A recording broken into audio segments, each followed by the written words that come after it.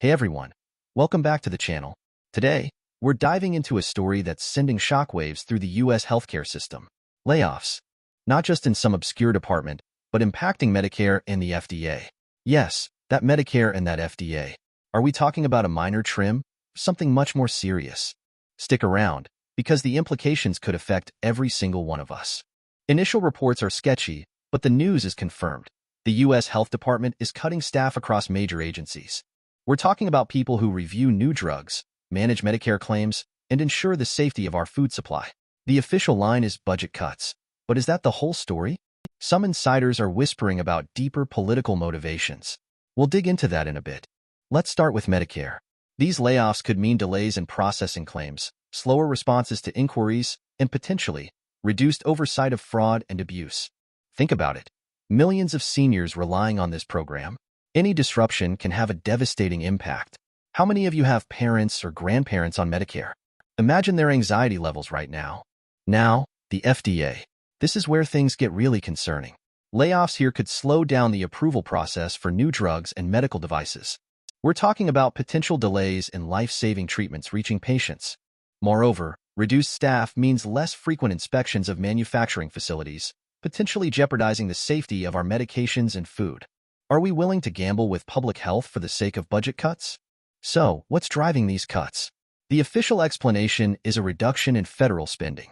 But some analysts argue that these cuts are disproportionately affecting agencies that are critical for public health. Is this a case of prioritizing short-term savings over long-term well-being? It's a question we need to be asking our elected officials. And then there are the whispers of political motivations. Some speculate that these cuts are aimed at weakening the Affordable Care Act, also known as Obamacare. By reducing the capacity of Medicare, the administration could be indirectly undermining the program and pushing people towards private insurance. It's a controversial theory, but one that needs to be considered. Let's not forget the human cost of these layoffs. We're talking about dedicated public servants losing their jobs, their livelihoods, and their sense of purpose. These are people who have devoted their careers to protecting our health and safety. How do we justify throwing them out of work in the name of budget cuts?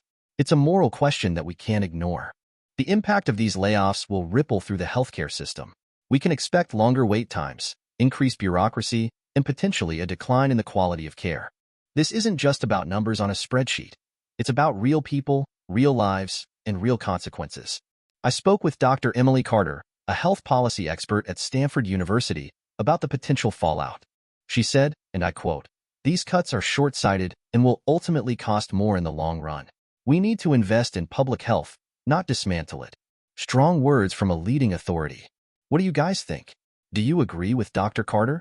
Now, some might argue that these agencies are bloated and inefficient, and that these layoffs are necessary to streamline operations. They might point to examples of waste and mismanagement within the system. And while there's certainly room for improvement, is cutting staff the best way to achieve efficiency? Or are we simply sacrificing quality for the sake of cost-cutting?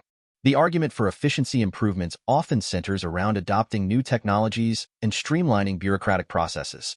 For example, implementing AI-powered claims processing could potentially reduce the need for human workers in Medicare. However, this raises ethical questions about job displacement and the potential for algorithmic bias. It's a complex issue with no easy answers. One proposed solution involves investing in technology to improve efficiency without necessarily eliminating jobs. For instance, using AI to automate routine tasks could free up human workers to focus on more complex and critical functions. This requires a strategic approach that prioritizes retraining and upskilling the workforce rather than simply cutting staff. Retraining programs are crucial for helping displaced workers transition to new roles within the healthcare system or in other sectors. These programs should focus on developing skills that are in high demand, such as data analysis, cybersecurity, and AI development. Investing in retraining is not just a social responsibility, it's also an economic imperative. The long-term costs of these layoffs could far outweigh any short-term savings. Reduced oversight of drug safety could lead to more adverse events and increased healthcare costs. Delays in approving new treatments could stifle innovation and harm patients. And the loss of experienced personnel could create a brain drain within these critical agencies. It's a gamble with potentially devastating consequences. The public health implications of these layoffs are significant. Reduced funding for disease prevention programs could lead to outbreaks of preventable illnesses. Decreased capacity for responding to public health emergencies could put the entire nation at risk. We need to ask ourselves, are we willing to jeopardize our collective health for the sake of budget cuts? Innovation is key to addressing the challenges facing the healthcare system. We need to encourage the development of new technologies and approaches that can improve efficiency, reduce costs, and enhance the quality of care. However, innovation requires investment, and these layoffs are sending the wrong signal to the innovation community.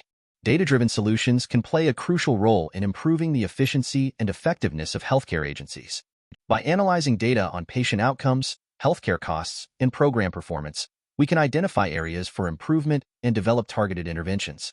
However, data analysis requires skilled personnel, and these layoffs are undermining our ability to leverage data effectively. Community involvement is essential for ensuring that healthcare policies and programs are responsive to the needs of the people they serve. We need to create opportunities for patients, healthcare providers, and community leaders to participate in the decision-making process. This requires building trust and fostering collaboration between government agencies and the communities they serve. Accountability and transparency are crucial for ensuring that healthcare agencies are operating effectively and efficiently. We need to hold our elected officials accountable for their decisions regarding healthcare funding and policies. And we need to demand greater transparency from these agencies regarding their operations and performance. The future of healthcare in the United States is at a crossroads. We can choose to invest in public health, innovation, and the well-being of our citizens. Or we can continue down the path of budget cuts, privatization, and declining quality of care. The choice is ours, and the time to act is now. So, what can we do? First, stay informed. Follow this channel for updates on this story and other important healthcare issues. Second, contact your elected officials and let them know how you feel about these cuts. Third, support organizations that are working to protect public health and advocate for affordable healthcare. Together, we can make a difference. Don't just sit there. Get involved. Speak up. Make your voice heard. Let's zoom out for a second. This isn't just about the U.S. Health Department. This is about a global trend towards austerity and budget cuts that are disproportionately affecting essential services. We need to challenge this trend and demand that our governments prioritize the well-being of their citizens over short-term economic gains. The stakes are too high to remain silent. Here's a tech angle: predictive analytics. Imagine using AI to predict outbreaks of disease before they happen, allowing the FDA to proactively allocate resources. Or using machine learning to identify fraudulent Medicare claims in real time, saving billions. These technologies exist, but they require investment and skilled personnel. These layoffs are a direct threat to our ability to leverage these innovations. Let's bring in some academic rigor. A recent paper in the New England Journal of Medicine examined the long-term economic consequences of underfunding public health infrastructure. Their findings were stark. For every dollar cut from public health budgets, we see a $3 increase in healthcare costs down the line.